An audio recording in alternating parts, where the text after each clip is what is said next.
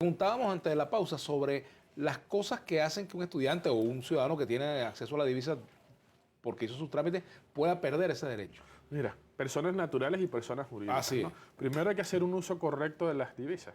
Uno de los elementos, y es mandato también de la ley, es que haya, en el caso de las personas jurídicas, la firma de un contrato de fiel cumplimiento, en donde hoy sacamos una, digamos, perfilamos o perfeccionamos el contrato en la Gaceta Oficial, lo publicamos nuevamente, la revisión del contrato. Una de las primeras condiciones es que las divisas sean utilizadas para aquello.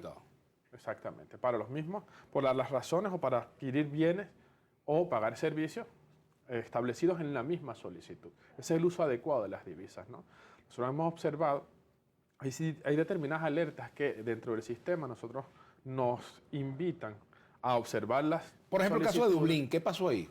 Por ejemplo. No, pero es que en el caso de Dublín, como en el caso de cursos en cualquier otro lugar, o también el uso de esas tarjetas de crédito con fines turísticos, o el uso de... Los raspacupos, eso llaman. Sí, no, pero es que yo no diría que todo el mundo es raspacupos. No, por supuesto que no. Hay unas alertas que se nos generan. Por ejemplo, yo no viajaría, yo lo decía anteriormente, si yo viajo antes de tener la autorización para realizar los cursos de idiomas en el exterior, eso levanta una alerta.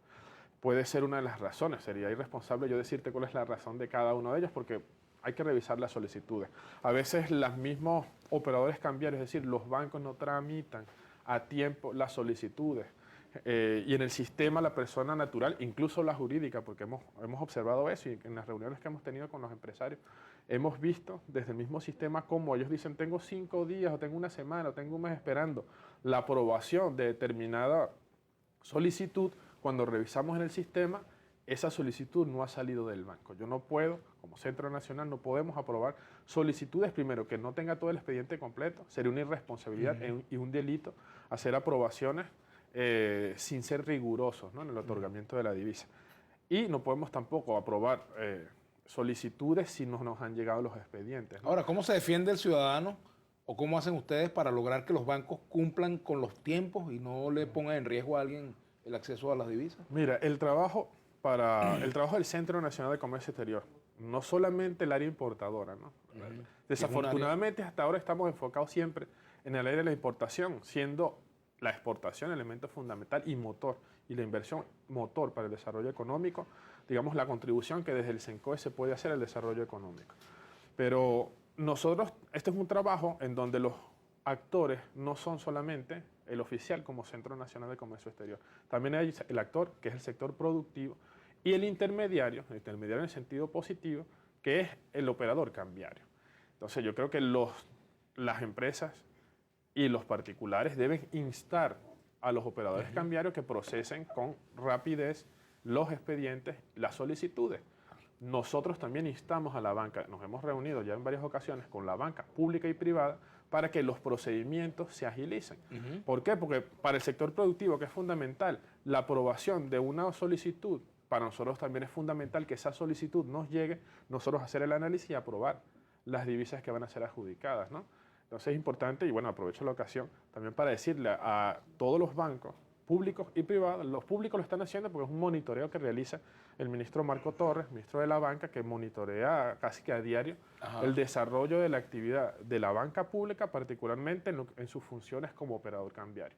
Pero sí es importante instar a los bancos, de hecho, hay providencias que establecen que los plazos deben acortarse para la evaluación por parte de los bancos de las solicitudes que luego ellos mismos transmiten hacia el Centro Nacional de Comercio Exterior. Igualmente, esa situación nos obliga a nosotros a pensar en nuevos mecanismos mucho más expeditos dentro del CENCOE para facilitar el acceso a la divisa para los importadores y para facilitar también otros procesos como el exportador, que como lo dije anteriormente, para mí es el más importante. Por ejemplo, claro, lo que pasa es que nosotros estábamos acostumbrados a que Cadivi básicamente era con el tema de la importación.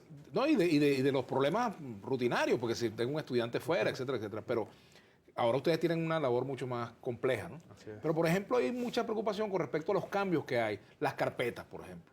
La elaboración de las carpetas. Primero, ya se simplificó un poco el sistema, pero a veces te cambian, que hay documentos que te piden original y de repente te cambia la providencia y si no, ahora tiene que ser original y copia, certificada, etcétera, etcétera.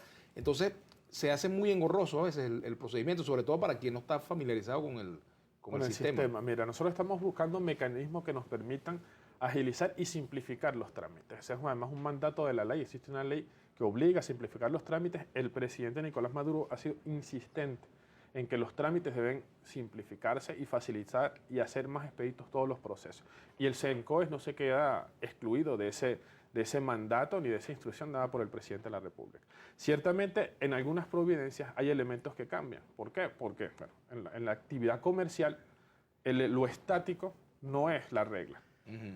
La actividad comercial, como cualquier otra actividad económica, es dinámica. Y el dinamismo implica también la adaptación, la adecuación a nuevos procedimientos.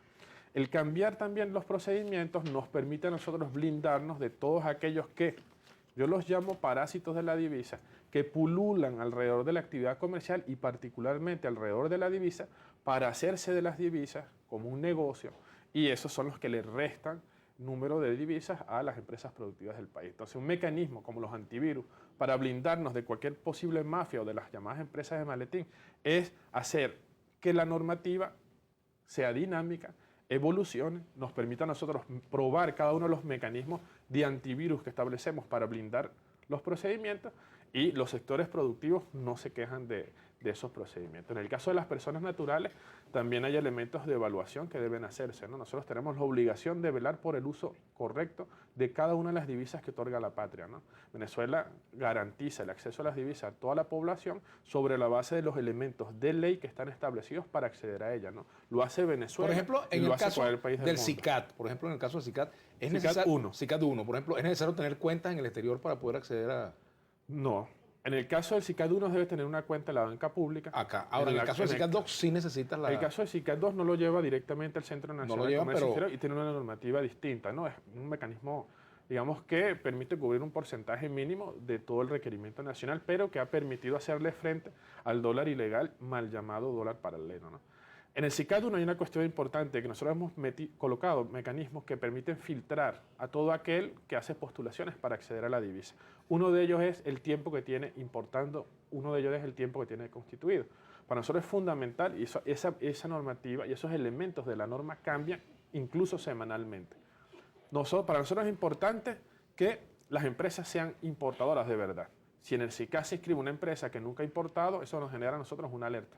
Si en el SICAD 1 se inscribe una empresa que tiene un día de creada, eso nos genera una alerta. Claro. Nosotros debemos direccionar y adjudicar divisas a los sectores productivos, a las empresas que tengan su histórico importador y a las empresas que tengan también tiempo específico de creación. Hay algo que es fundamental y que lo debe saber nuestro país. En las economías dinámicas y fortalecidas y que están en pleno crecimiento, el sector de importadores es decir, el número de empresas importadoras no es muy elevado. Al contrario, es pequeño. En Venezuela estamos trabajando para eso. Si yo requiero en mi empresa una materia prima, no tengo que convertirme en importador para acceder a ella. Me busco un importador reconocido y consolidado y a través de él, ellos se hace la importación. Entonces, dentro de esos mecanismos de corrección de la actividad comercial en Venezuela, particularmente lo asociado con el comercio exterior, nosotros estamos ordenando cada uno de esos eslabones de toda la cadena comercial para optimizar todos los procedimientos.